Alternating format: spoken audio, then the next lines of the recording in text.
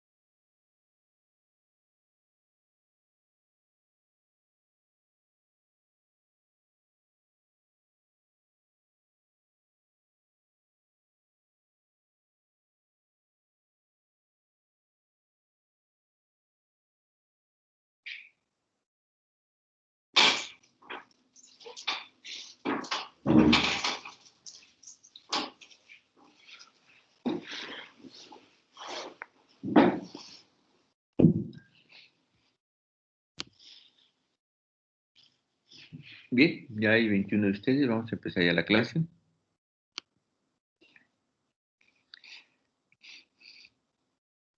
Esto es lo que vamos a ver. Definición de endocarditis, clasificación de endocarditis, ya ven causante de endocarditis. ¿Con ustedes ya había empezado la clase o apenas la vamos a empezar? Apenas comenzaremos, doctor. Ok. Gérmenes causantes de la endocarditis. Criterios diagnósticos de la endocarditis infecciosa. ¿Cuáles son los criterios de diagnóstico por examen de laboratorio de endocarditis? Criterios diagnósticos por gabinete, específicamente ECO. Tratamiento médico de la endocarditis, indicaciones quirúrgicas, profilaxis y el seguimiento de los pacientes. Bien, la definición es una infección intracavitaria activa cuya lesión más característica son las vegetaciones. Recuerden lo que les dije, apuntar en su cuaderno, definición, epidemiología, etiología, cuadro clínico, diagnóstico, tratamiento y pronóstico. Eso es lo que hay que ver. Bueno, ya estamos aquí con la definición. ¿Sí? Vean cómo estas vegetaciones, que es la lesión más característica de las vegetaciones, pueden localizarse en una o más válvulas cardíacas. O sea, involucran todo el endocardio, pero les gusta más el endocardio de las válvulas cardíacas. Válvulas cardíacas y tejidos adyacentes como cuerdas tendinosas, endocardio, miocardio, pericardio, así como la afectación vascular remota en el sitio de la ecuación aorta, en el conducto arterioso, los cortocircuitos creados quirúrgicamente. También puede implicar en cuerpos extraños intracardíacos como prótesis valvulares, cables de marcapaso, cables desfibriladores, y la ausencia de tratamiento es mortal. Vean cómo es una enfermedad que mata a la gente. ¿Ok? Bien. Vamos a tener aquí a Sir William Osler,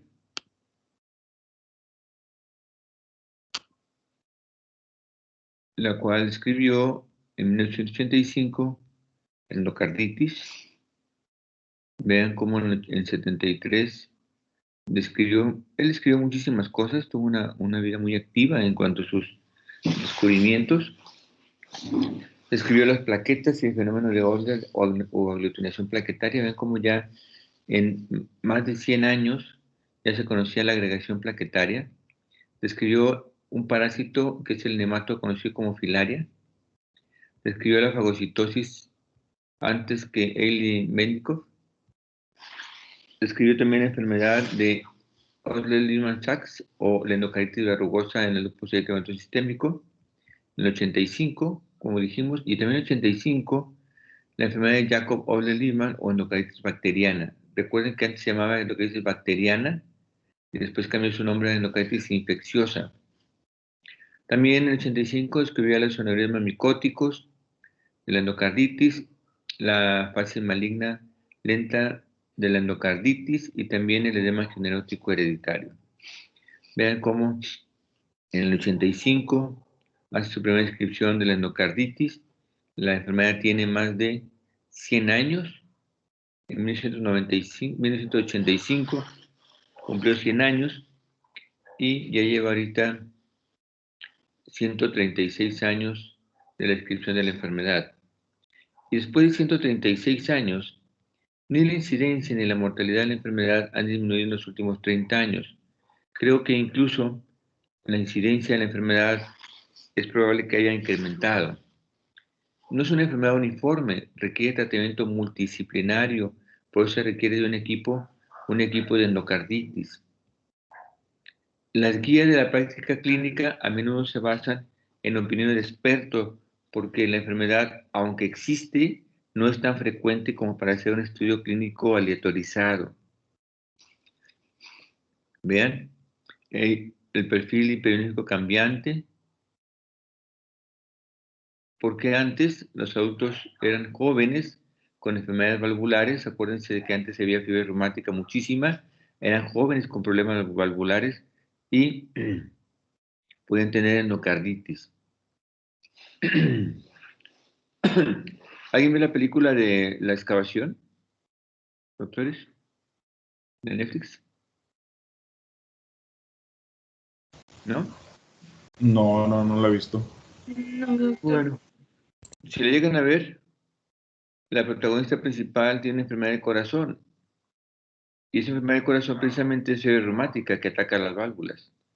Y dijimos que los adultos jóvenes con problemas valvulares eran más susceptibles de enfermarse de endocarditis. Pero ahora cambió el perfil y ya son pacientes mayores relacionados con la atención médica. O sea, pacientes mayores de 70, 75, 80 años de edad, en los cuales hay que ponerles sondas, hay que arreglar los dientes, etcétera, etcétera. Hay nuevos factores predisponentes, como el uso de drogas intravenosos, y el estreptococo, que era el primer lugar, pasa a ser el segundo lugar, y el estafilococo como causa principal, estafilococo dorado principalmente. Y esto se ha dado principalmente en los países desarrollados, como en Estados Unidos, ¿sí? Vean cómo la incidencia es de 3 a 10 episodios por cada 100.000 personas por año, pero vean cómo las personas de 70 a 80 años de edad, esta incidencia de 3 a 10 personas por cada 100.000 pasa a 14.5 por cada 100.000. El hombre es más afectado que la mujer, aproximadamente 2 a 1. ¿Cuáles son los sitios más comunes de la endocarditis? Pues la válvula mitral y la válvula aórtica. Vean que la endocarditis se va a implantar en las válvulas principalmente, pero no en las partes superiores, sino en las partes inferiores. También se van a implantar en los anillos, por eso puede haber ruptura de los anillos, ruptura de una válvula. ¿Sí? Y vean cómo ataca la endocarditis, vean cómo se ve estas verrugosidades. ¿Sí? ¿Cómo se llaman esto? Vegetaciones. Vegetaciones, muy bien. Ahora, ya que vimos la definición, ¿sí? La epidemiología, ahora vamos a ver la clasificación. Se clasifica en 3 partes. 1, por el lugar donde se sientan. 2, por el tipo de decisión, donde se adquiere la enfermedad. Y 3, por el crecimiento de los cultivos. ¿Sí? ¿Qué tipo de microorganismo se va a producir? En donde se asientan es primero sobre válvula nativa, o sea, nuestra válvula natural, ¿sí? O sobre la válvula protésica. Si es sobre la válvula natural o nativa, debemos saber si es nativa izquierda o nativa derecha, pero principalmente las más frecuentes son las izquierdas. El lado izquierdo son la aórtica y mitral, pero es primero mitral y después aórtica. También tenemos por su presentación clínico del lado izquierdo, aguda, subaguda y crónica. Aguda, menos de 2 semanas de evolución, o sea, de 0 a 2 semanas. Subaguda, más de 2 semanas de evolución. Crónica, meses o años de evolución. Y cuando tenemos no sobre nativa, sino sobre válvula protésica, ¿sí? Tenemos la protésica temprana, y recuerden bien esto, hasta los primeros 12 meses después de la cirugía, y la protésica tardía después de los 12 meses de la cirugía, porque los tratamientos son diferentes, doctores, ¿sí? Y tenemos aquí, en tercer lugar, sobre cables de marcapaso desfibriladores. Ok, entonces tenemos válvula nativa, protésica y sobre cables de marcapaso, ¿sí? O de desfibriladores o cualquier otro tipo de dispositivo intracardíaco que se le ponga al paciente. Ahora tenemos en segundo lugar, por el tipo de adquisición, puede ser adquirida en la comunidad, asociada a la asistencia sanitaria, o sea, a la atención médica, puede ser hospitalaria o no, puede ser en el consultorio. Y por último tenemos a los adictos por drogas por vía parenteral. En la tercera clasificación, en el punto 3, tenemos por el tipo de crecimiento en los cultivos, o sea, qué microorganismos se van a cultivar. Tenemos con neocultivos positivos, que tenemos estreptococos, enterococos y estafilococos, principalmente, estos son los que tenemos que encontrar.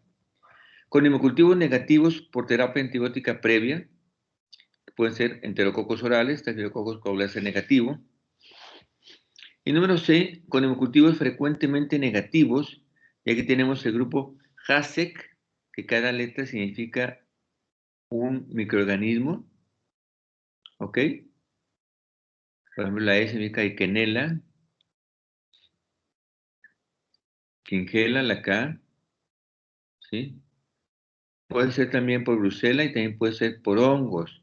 Y por cultivos constantemente negativos, en los cuales tenemos la Coxiella burnetii, la Bartonella, la Clamidia, la Troperimia whipplei, que son unos ejemplos de eso. Entonces, acuérdense de esto. Según la ubicación de la infección, nativa izquierda, protésica izquierda, y la endocarditis derecha, y relacionada con dispositivos intracardíacos.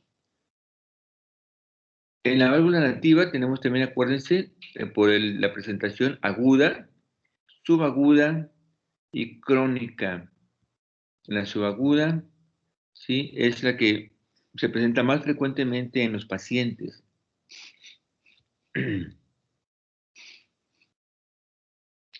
En cuestión de la protésica, tenemos la temprana hasta los primeros 12 meses de la cirugía, que puede ser habitualmente de origen intrahospitalario, y la tardía de más de 12 meses, que es una etiología igual que la válvula nativa, o sea, se adquiere en la comunidad. Acuérdense, según el tipo de adquisición, puede ser en la comunidad, puede ser por drogas intravenosas, por vía parenteral en los adictos, o puede ser relacionada con la asistencia médica, que puede ser hospitalaria o no hospitalaria. Y por último, sobre los cables de marcapaso o los desfibriladores implantables. Después tenemos aquí relacionada con el tipo de microorganismo, hemocultivos positivos, que es lo que nosotros queremos que salgan, ¿sí? 2, hemocultivos negativos debido a tratamiento antibiótico, hemocultivos frecuentemente negativos y hemocultivos constantemente negativos. Vean cómo aquí dice frecuentemente, aquí dice constantemente, ¿sí? Así está la clasificación, ¿verdad? Vean cómo el origen de la infección puede ser múltiple, según algunos autores y años. Vean cómo los catéteres intravenosos son la mayor parte de los casos, o sea, las venoclisis, ¿sí? 48.7, catéter venoso. O sea, una simple venoclisis en el hospital puede ocasionar manipulación vascular, cualquiera que ésta sea, 63%. ¿Ok? Vean. Ahora vamos a tener cuáles son los gérmenes frecuentes. A ver, doctores, ¿cuáles son los gérmenes más frecuentes en endocarditis?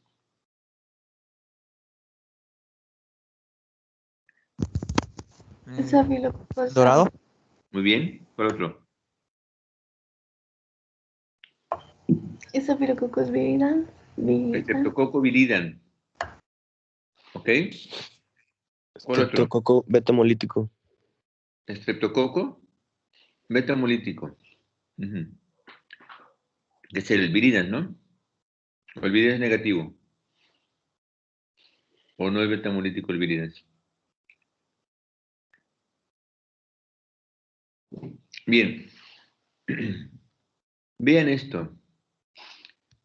Cuando se trata de la válvula nativa, no es lo mismo que la válvula protésica, son diferentes microorganismos. Entonces, si el paciente tiene válvula nativa o tiene válvula protésica, yo debo pensar qué microorganismo tiene y darle un tratamiento, ¿sí?, relacionado con eso. En la válvula nativa, también tengo el Streptococo viridans, 33%. Y tengo aquí los coagulasa positiva, que son estafilococos. Streptococo 33 y estafilococo 22.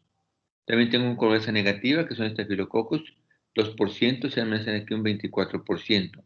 Entonces ya entre 24 más 33 viene siendo más del 50% de probabilidad de que el paciente tenga o Streptococo viridans o estafilococo, pero principalmente tiene Streptococo viridans. Y vean cómo en la endocarditis con drogas intravenosas tenemos que el 50% es el estafilococo coagulasa positiva. 50%. Es una pregunta de examen. ¿Ok? ¿Cuál es el germen causal más frecuente en los pacientes que utilizan drogas intravenosas? ¿Sí? Estafilococo. En las endocarditis en general, el más frecuente es el estafilococo aureus, ¿sí? Pero puede ser que los coagulasas negativas también son estafilococos coagulasa negativa. Entonces, actualmente el más frecuente es el estafilococo dorado.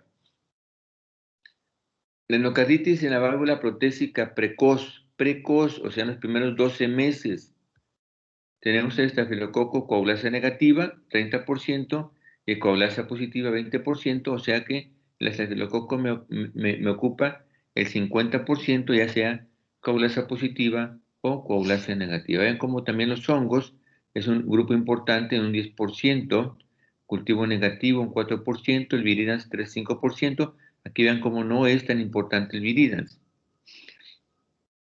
En la válvula protésica tardía, si se dan cuenta, otra vez el viridans ocupa la causa más frecuente. ¿En dónde dijimos que el viridans era más frecuente? La nativa. En la válvula nativa. Por lo tanto, en la endocarditis de la válvula nativa y de la protésica tardía, el tratamiento es el mismo, porque los gérmenes son prácticamente los mismos. Y aquí tenemos igual un 30% de pacientes con estafilococo, que es precisamente el grupo que tiene de microorganismos de la válvula nativa. Y aquí es la endocarditis en la válvula protésica tardía. Pero se les olvidó también mencionar a ustedes, doctores, aparte del estafilococo, el estreptococo y el enterococo, el grupo HASEC. El grupo HASEC es un grupo de microorganismos que se presentan en motivos constantemente negativos.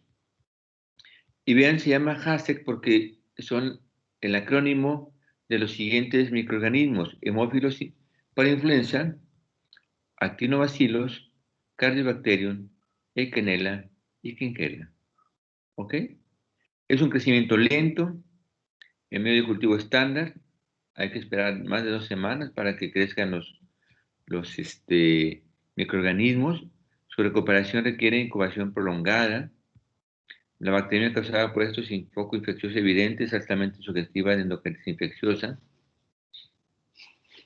Y vean ustedes el tipo de etiología dependiendo de la edad también. O sea, aquí dijimos en qué tipo de válvulas, pero también si vemos las edades, son diferentes microorganismos en unas edades que en otras. Aquí, por ejemplo, el estafilococo aureus, que es el verde, vean aquí cómo está presente, ¿sí? Ya está aquí presente de 35 a 39, es un porcentaje muy importante en el total de los microorganismos, pero vean cómo se incrementa de 70 años en adelante, ¿sí?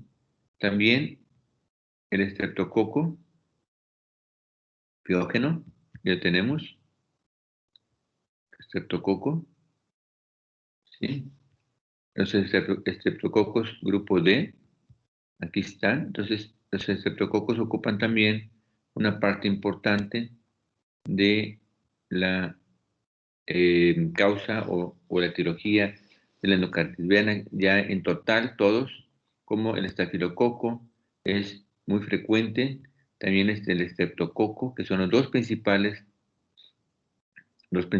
pero vean cómo el estafilococo aureus y el estafilococo coagulasa negativa, es positivo y es negativa, ocupan la mayor parte. ¿Ok? ¿Cuáles cardiopatías tenemos asociadas a endocarditis infecciosa? Este se divide en alto riesgo, riesgo intermedio y riesgo bajo. Y es importante porque yo necesito saber qué tanto riesgo tiene mi paciente presentando endocarditis. Entonces tengo pacientes con prótesis valvulares, pacientes que tuvieron endocarditis previa, insuficiencia cardíaca congestiva cianótica, o sea que hay un cortocircuito de derecha a izquierda. Los cortocircuitos pulmonares sistémicos, quirúrgicos. Paciente que tengo que hacerle un cortocircuito pulmonar por una cardiopatía congénita. Riesgo intermedio, prolapso mitral con insuficiencia. Recuerden, con insuficiencia, porque tenemos el prolapso mitral sin insuficiencia. Valvulopatía adquirida, ¿sí? Principalmente cardiopatía reumática inactiva, o sea, la fiebre reumática. Miocardiopatía hipertrófica. Recuerden la miocardiopatía hipertrófica, doctores, ¿sí? Que tiene un riesgo intermedio de presentar endocarditis y no exactamente en la válvula. Cardiopatías congénitas, la mayor parte de cardiopatías congénitas. Riesgo bajo, prolapso mitral sin insuficiencia, comunicación intraauricular aislada, la enfermedad coronaria, la miocardiopatía, los marcapasos o desfibriladores, soplo cardíacos funcionales, lesiones intracardíacas por tratamientos quirúrgicos, por ejemplo, cuando se opera el corazón, cirugía abierta. Bien, ¿hasta aquí hay alguna duda?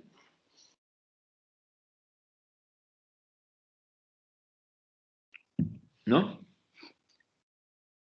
Bien. Vamos bien aquí. No, doctor, gracias. ¿Vale? ¿No nada? Ok. Ok, esto es la fisiopatología, que es también importante, y eso también se me olvidó decirles que la anoten dentro de su cuadrito. Definición, epidemiología, etiología, fisiopatología, me faltó que la anotaran. Fisiopatología es muy importante. Acuérdense que eso nos indica cómo se va a comportar la enfermedad y cómo debo tratarla. Vean, dentro de la fisiopatología hay al menos 2 escenarios para que la infección se produzca. Uno que involucra al endotelio dañado, que es la más frecuente, y otro que involucra al endotelio íntegro, que actualmente empieza a ascender porque el endotelio aparentemente íntegro, ¿sí?, es el que tienen los pacientes ancianos. Sin embargo, no es del todo cierto esto porque las válvulas se encuentran ya esclerosadas, endurecidas, y ese endotelio no puede estar del todo íntegro. De lo que hablan aquí es que la válvula no está dañada,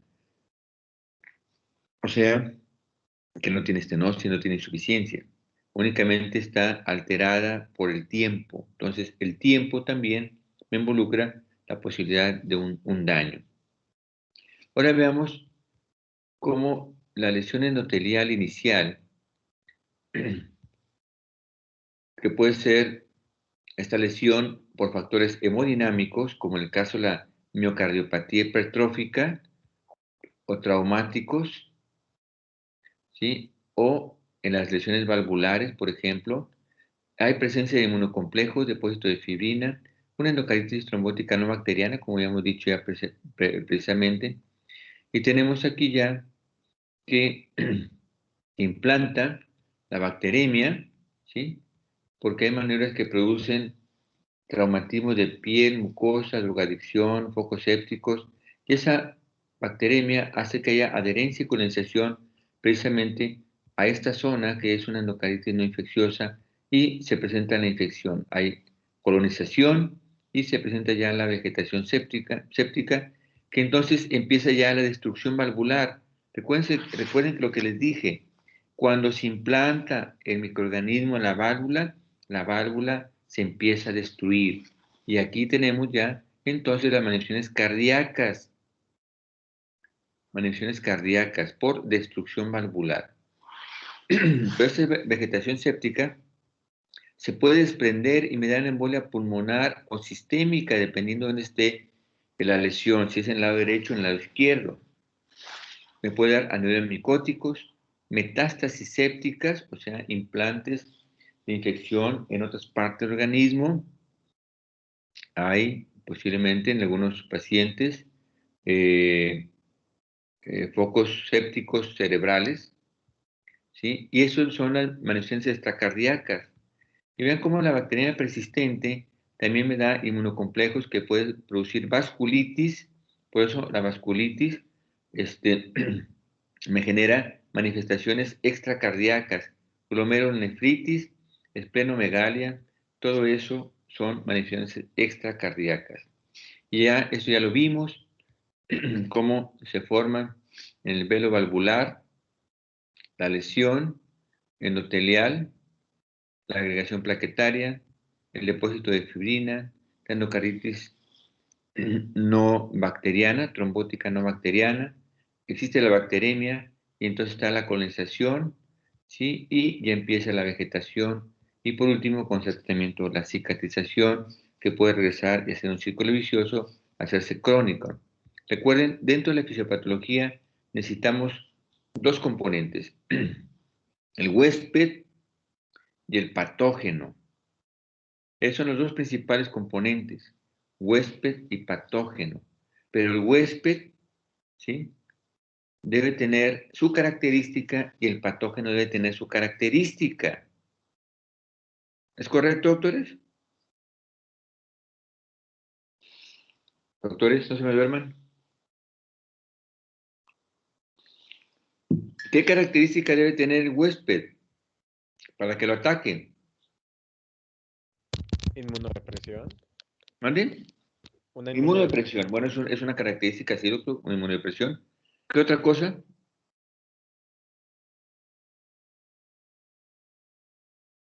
¿Cómo se llama ese tipo de...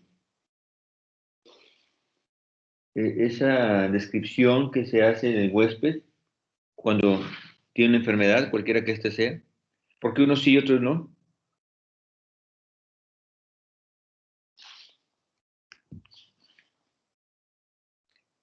Se llama susceptibilidad, doctores, la susceptibilidad de que el paciente se enferme. Díganme, un paciente anciano y un paciente joven, ¿quién es más susceptible de tener una fractura de cadera?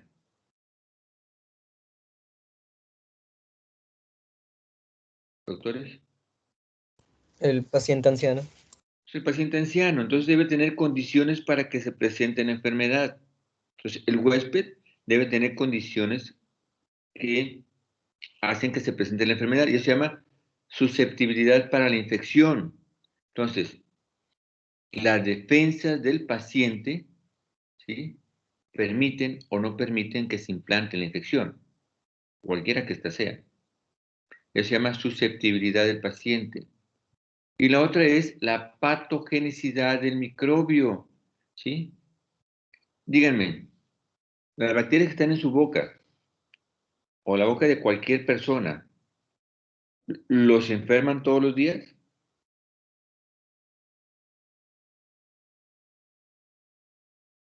¿Enferman a las personas todos los días?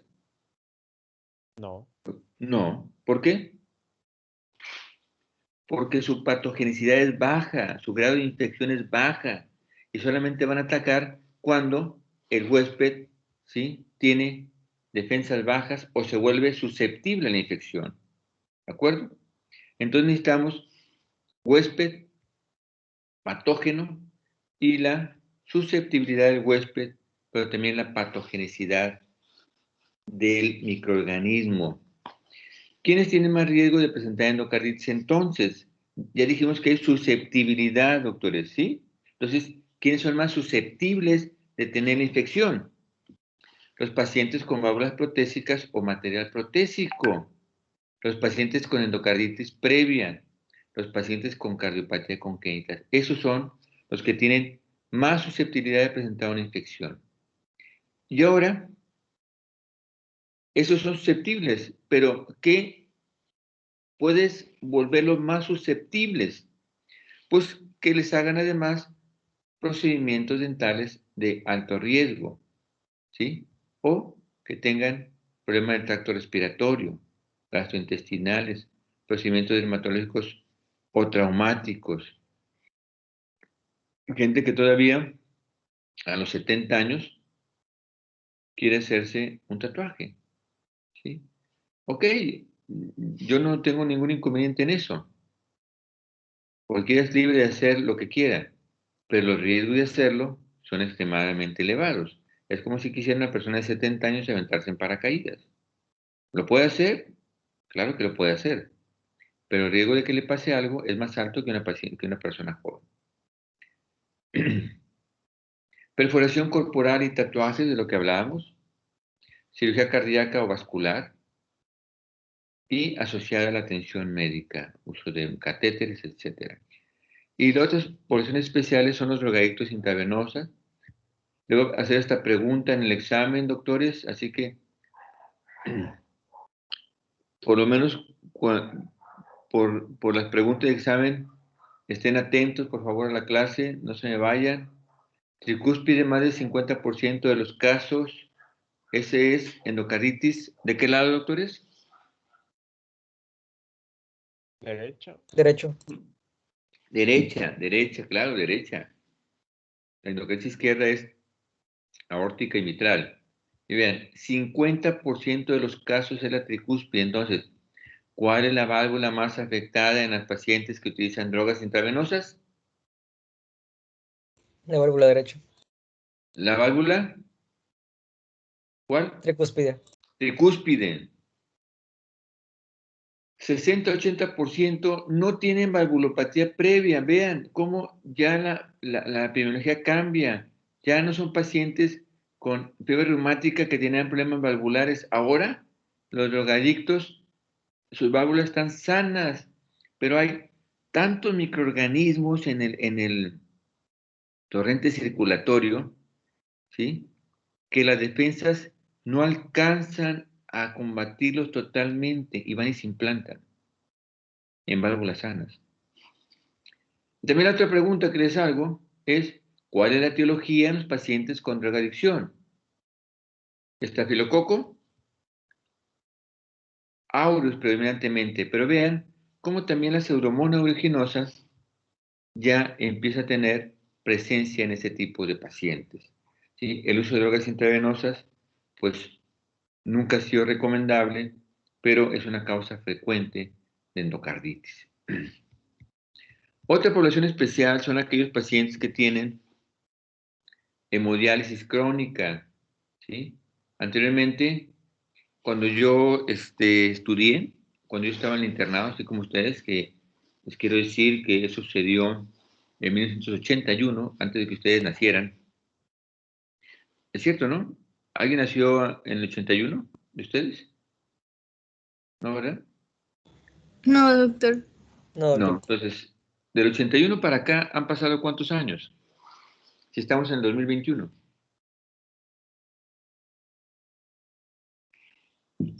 40 años.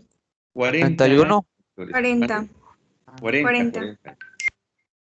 Sí, 40 años. Han pasado 40 años. En esos 40 años la medicina ha avanzado tanto como no se imaginan, doctores. ¿Sí? Ustedes nacieron ya, como les dije la vez pasada, con el celular en la mano, en la computadora, desde el kinder, si no es que antes. ¿Sí?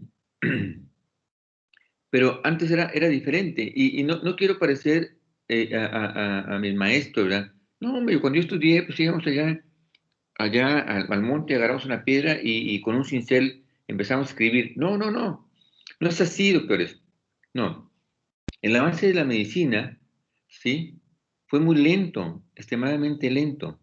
Pero de 40 años para acá ha avanzado tanto como no se imaginan, ¿sí? Las máquinas de hemodiálisis no las conocíamos cuando estaban internado. Se hacían diálisis peritoneales a todos. No hay hemodiálisis. Consecuentemente, el 100% de los pacientes se morían. ¿Por qué? Infecciones recurrentes abdominales. ¿Sí?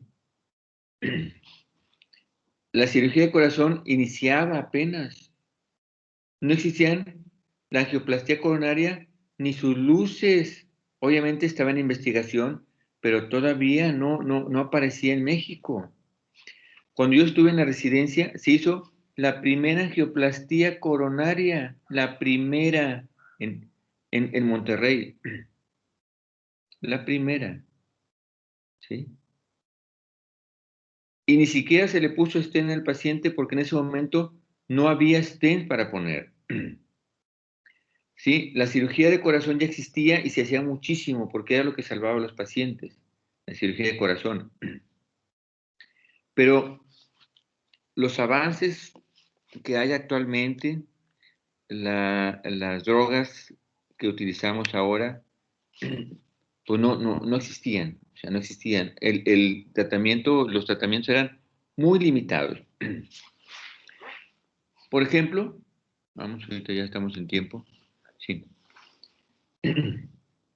El único medicamento para la presión que eran inhibidores de la ECA, ustedes saben cuáles son los inhibidores de la ECA, ¿no? Deme un ejemplo de inhibidor de la ECA. Doctores. ¿Un IECA?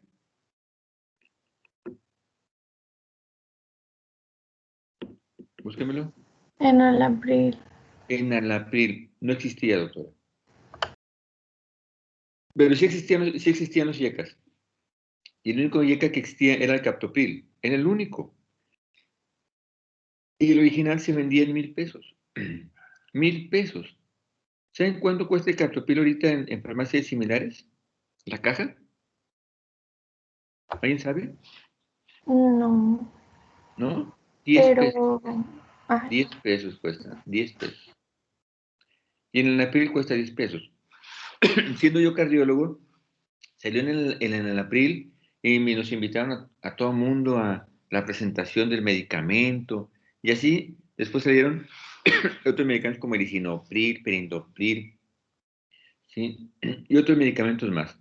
Los ARA2 no existían tampoco. No existían los antagonistas de receptores de angiotensina. Esos se presentaron más adelante, ¿sí? Entonces, ha habido grandes avances. El problema es que la endocarditis no ha habido un tratamiento tan bueno a pesar de esos 40 años de avances tan grandes, ¿sí? Que pueda tratar al paciente y salvarlo rápidamente. ¿De acuerdo? A pesar del avance tan grande que tenemos, la endocarditis sigue siendo un problema cardiológico. ¿Sí? Donde yo estudié, frecuentemente llegaban pacientes con endocarditis. ¿Y sabes cuál es el porcentaje de mortalidad en endocarditis donde yo estudié? No. ¿Cuál se imaginan? ¿80%? 80%. Sí, doctor, puede ser que sí. 80% en el primer tratamiento, posiblemente. El primer tratamiento se muere 80%. Pero el paciente regresaba. Ese 20% restante regresaba. ¿Y sabe qué pasaba con ese 20%? Se morían también. O sea que la mortalidad, ya sea en el primero o el segundo tratamiento que llevaban, los pacientes se morían el 100%. Todos se morían. Entonces llegaban pacientes jóvenes de 25, 30, 35, 40 años de edad con endocarditis y nosotros sabíamos que ya estaban condenados a morirse. Y no se les podemos decir. Y ustedes me preguntaban, doctor, ¿me voy a salvar? Claro que sí se va a salvar. ¿Sí? Siempre la expectativa que le da al paciente debe ser la positiva. Actualmente ya hay drogas que se pueden utilizar más específicas y que ha disminuido la mortalidad, sí, pero no como quisiéramos. Vean, 50%. ¿Realmente es un logro? Sí, sí es un logro. Pero todavía tenemos el 50%. Véanlo de esta manera. Le llegan 2 pacientes con ustedes con endocarditis. Uno de ellos va a morir. ¿O no? ¿Sí o no? Entonces, es muchísima. La mortalidad es muy alta todavía. Vean, los pacientes con hemodiálisis se mueren 50%. Falla cardíaca, 31%. La mitral es la más frecuente. Estafilococo aureus nuevamente 50%. Es 2-3 veces más frecuente en la población general. Y también en adulto mayor, la mortalidad es 30%, ¿sí? Más del 50% en adultos mayores de 60 años de edad. Tiene un pronóstico desfavorable. Pero este 30%, aunque hay 30%, aquí en México es mucho más alto, es arriba del 50%. Y los factores protectores, el género femenino, ¿sí? Las mujeres, ¿sí? Posiblemente el papel de los estrógenos tenga un papel de protector y también la profilaxis antibiótica también es importante, ¿sí? La higiene bucal óptima también son efectos protectores, ¿sí? Bien. Nos quedamos aquí. ¿Alguna pregunta hasta aquí, doctores? No, doctor. Bueno, mañana continuamos y mañana terminamos. Vamos a ver las presentaciones clínicas, la sospecha de endocarditis, las nociones clínicas, ¿sí? Todas las nociones clínicas, cuáles son, cómo las identifican, ¿sí? El diagnóstico, los criterios de Duke modificados, ¿sí? Y lo que es el algoritmo que les dije que buscaran en la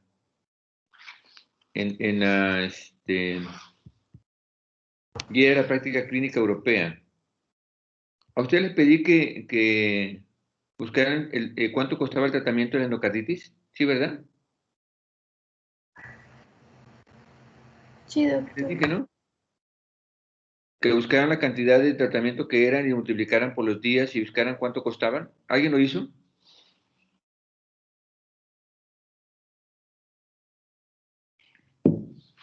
¿Alguien hizo eso? ¿No? No. Les dije, búsqueme el precio de la ceftriaxona. No. ¿Cuál es la que le dije? Bueno, de la gentamicina, que es una de ellas, Y la otra es se me va el nombre ahorita.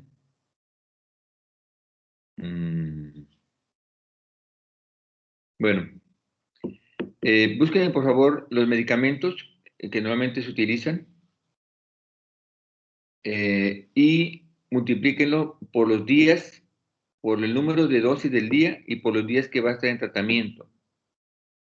Los precios se encuentran en farmacias del ahorro. Búsquenlos por favor con el nombre comercial más frecuente. ¿Ok? Ah, pero ¿quiere de patente o...? Sí, de patente, doctor, de patente, porque cuando usted vaya al hospital, le van a cobrar el de patente. Ah, sí, Recuerden, sí. la endocarditis no se va a tratar en su casa, la van a tratar en el hospital, y el hospital se la da de patente, ¿sí? Y se la va a cobrar como de patente. Ujú. Ok, ok. Ok, doctor. Ajá, entonces, tenemos aquí la...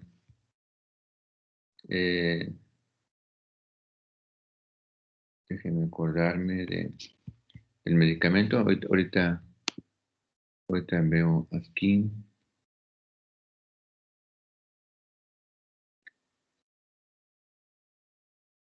Ciprofloxacino intravenoso, ¿ok?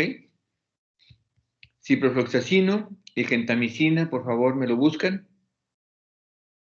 Y si quieren buscar otros como vancomicina o amoxicilina, clavulanato y ese tipo de cosas, también pueden buscarlo, los precios, y busquen los precios, anótenlos, busquen los precios de todos los medicamentos de tratamiento de endocarditis. Después aquí podemos hacer la operación para saber cuánto va a gastar el paciente por día y por 4 o 6 semanas. ¿Ok? Los veo mañana. Para terminar la clase, recuerden tener ya listo su caso clínico, por favor. Para los doctores que les tocó caso clínico. ¿De acuerdo? Sí, Sí, doctor. doctor. Hasta mañana. Nos vemos. Que tenga bonito día. Sí, doctor, hasta mañana. Gracias. Buen día, doctor. Buen día, hasta luego.